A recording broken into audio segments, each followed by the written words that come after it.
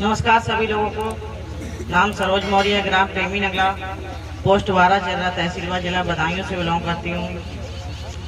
साथ ही इस बिजनेस की जानकारी मुझे भी मिली थी, क्योंकि जब भी कोई काम आता है क्षेत्र में तो किसी न किसी के माध्यम से आता है। मैं बताऊं, मेरे पास भी जब ये बिजनेस प्लान आया था, आज मंच पर बैठे हुए हैं मिस्टर कुमार पाल मौर्य, जो कि बजेरा से चलकर आए हुए हैं। इनके माध्यम से जानकारी मिली। जब जानकारी मिली तो भरोसा नहीं हो रहा था, विश्वास नहीं हो रहा था। वो इसलिए नहीं हो रहा था क्योंकि ये अनपढ़ है, अनपढ़ होने के नाते बिजनेस प्लान सही से समझाया नहीं था और मेरा 2-3 कंपनियों में पैसा जा चुका था। गोल्डमान मेरा सपना आई थी, उसमें भी मेरा पैसा चला गया था। पल्स में मेरे हस्बैंड ने काम किया था, उसमें भी खुद का भी घाटा हुआ, लोगों का भी घाटा हुआ। वेस्टेज कंपनी में भी मेरे हस्बैंड ने काम किया था। तो मैं सोच रही कहीं ऐसा ना हो ये कंपनी भी उन्हीं कंपनियों की तरह हो। मैंने इनसे मना कर दी। मैंने देखो, आपको आना जाना है, घर आओ जाओ, रिश्तेदारी निभाओ, लेकिन कंपनी का प्लान लेके बताओ, हमें किसी कंपनी में नहीं करना है।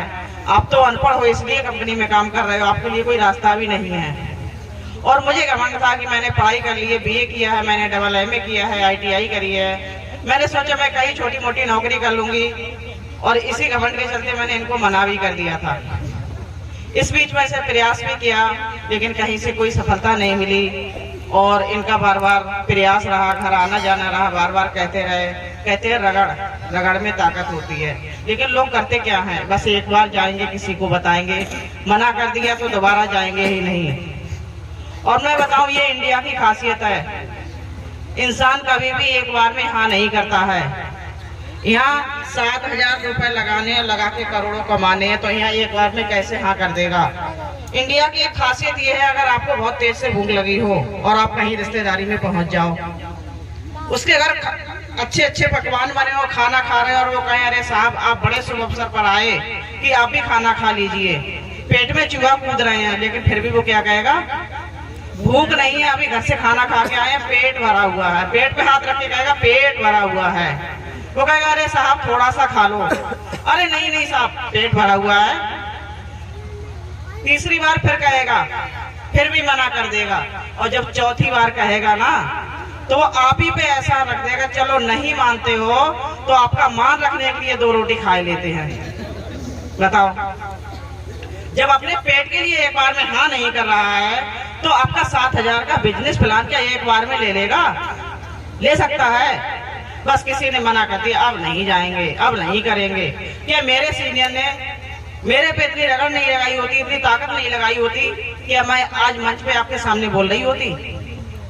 क्योंकि मेरे ऊपर भूत सवार था काय का, नौकरी का, और आज नौकरियां है नहीं।